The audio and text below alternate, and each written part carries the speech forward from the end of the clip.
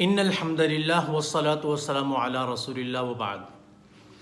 کل بروز قیامت حقوق اللہ کی 100% گارنٹی ہے کہ اللہ تعالیٰ انہیں معاف کر دیں گے۔ اسی طریقے سے حقوق العباد ان کی بھی 100% گارنٹی ہے کہ اللہ تعالیٰ انہیں کبھی معاف نہیں کریں گے جب تک عباد یعنی بندے معاف نہیں کریں گے۔ یہ ذہن میں رکھ لیں آپ لوگ۔ گستاخی کا الزام لگاتے ہوئے آپ نے کبھی یہ بھی سوچا کہ گستاخی کا الزام لگانے سے پہلے ہمارے پاس بہت ساری آپشنز ہیں، غلطی ہے، سلپ آف ٹنگ ہے، سبقت لسانی، بھول چوک، اور معنی میں مطلب جو وہ کہنا چاہ رہے تھے وہ نہیں کہہ رہے، معافی کی آپشنز بھی تھی ہمارے پاس،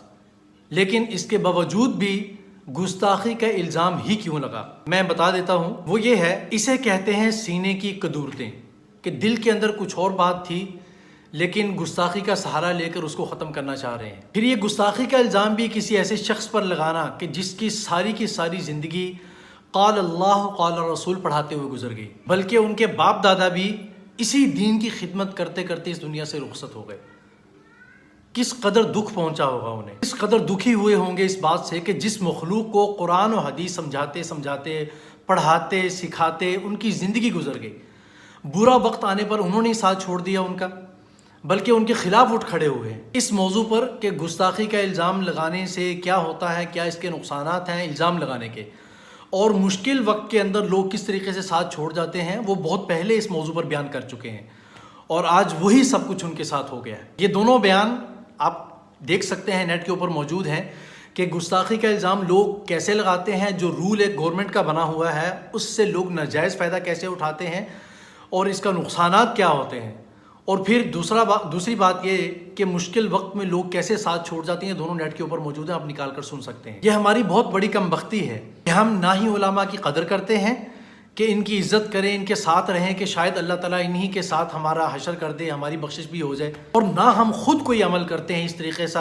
اس طریقے کا کہ ہماری بخشش ہو جائے، نہ نمازیں ہماری پوری، نہ روزے ہمارے پورے، نہ اس کے علاوہ حج، زکوٰۃ، جتنے بھی اعمال ہیں کرنے کے، چاہے وہ سنن ہوں، مستحب ہوں، واجب ہوں یا فرائض ہوں، ہر چیز کے اندر ہماری کمی ہے، کوئی بھی پورا نہیں ہے۔ ہم صرف اور صرف شناختی کارڈ کے مسلمان ہیں، اور اللہ کے ہاں ہم مسلمان نہیں ہیں۔ ہم ہر وقت اس تلاش میں رہتے ہیں کہ کوئی بخشش کا کوئی شارٹ کٹ مل جائے، بس جس طریقے سے ہم اپنی کوئی بخشش کروا لیں، بس ہمارے ہاتھ کوئی گستاخ لگ جائے، پھر ہم اسے بغیر تحقیق کے قتل کر کے غازی بن جائیں اور اپنی جنت پکی کر لیں، بس اس کام میں ہم لگے ہوئے۔ جنت اتنی آسان نہیں ہے میرے بھائی، اگر ناحق کسی کو قتل کیا تو پھر دوزخ پکی ہے۔ 5ویں پارے کی آیت میں آپ کو سناتا ہوں، وَمَن يَقْتُلْ مُؤْمِنًا مُتَعَمِّدًا فَجَزَاؤُهُ جَهَنَّمُ خَالِدًا فِيهَا، کہ وہ ہمیشہ میں رہے گا، وَغَضِبَ اللَّهُ عَلَيْهِ، اس پر اللہ کا غضب نازل ہوگا، وَلَعَنَهُ، اللہ تعالیٰ کی لعنت ہوگی۔ کتنی ساری چیزیں، یہی وجہ ہے کہ آج کل غیر مسلم ہمارے اوپر ہنستے ہیں کہ یار یہ کیسے مسلمان ہیں۔ آپ کو معلوم ہے کہ ہم جیسے مسلمان غیر مسلموں کے ایمان لانے میں بہت بڑی رکاوٹ بنے ہوئے ہیں، سمجھتے ہیں؟ میں نے خود کمنٹ پڑھے ہیں، ایک آدمی کمنٹ کر رہا ہے کہ جی شکر ہے میں ہندوستانی ہوں، دوسرا آدمی کمنٹ کر رہا ہے کہ اچھا ہے ہم ہندو ہیں، کہ اسلام لانے کے بعد اگر ان چھوٹی باتوں پر قتل ہی کرنا ہے، قتل ہی ہونا ہے ہم نے، تو بس پھر ادھر ہی ٹھیک ہے ہم۔ آپ کا کیا خیال ہے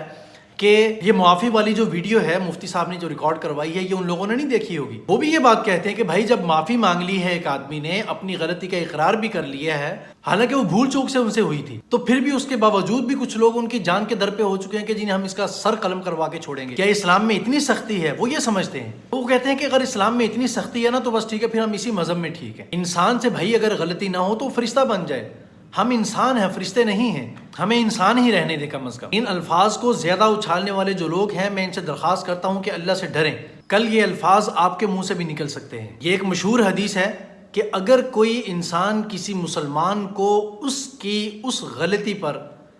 غلطی نہیں گناہ، کسی گناہ پر عار دلائے جس سے وہ توبہ کر چکا ہو، اگر کہ ایک مسلمان کسی دوسرے مسلمان کو اس کے اس گناہ پر عار دلائے، اس کو لعن طعن کرے، اس کو برا بھلا کہے اس گناہ پر جس سے وہ معافی مانگ چکا ہو، تو اس وقت تک اس انسان کو موت نہیں آئے گی جب تک وہ خود اس میں مبتلا نہ ہو جائے۔ یہ تانا دینے والا، تو یہاں تو گناہ تھا ہی نہیں، یہاں تو غلطی تھی، یہ تو اس سے ہلکا لیول ہے۔ تو بھائی ڈریں اس بات سے کہ خدا نہ کرے یہی الفاظ کل آپ کے منہ سے نکل گئے تو آپ بھی اسی طریقے سے پھنسے ہوئے ہوں گے اور پوری عوام آپ کے اوپر چڑھی ہوئی ہو۔ خدا کے لیے رحم کریں، اپنے کام سے کام رکھیں، اور اپنی عبادات کو پورا کریں. اللہ تعالیٰ عمل کی توفیق دے.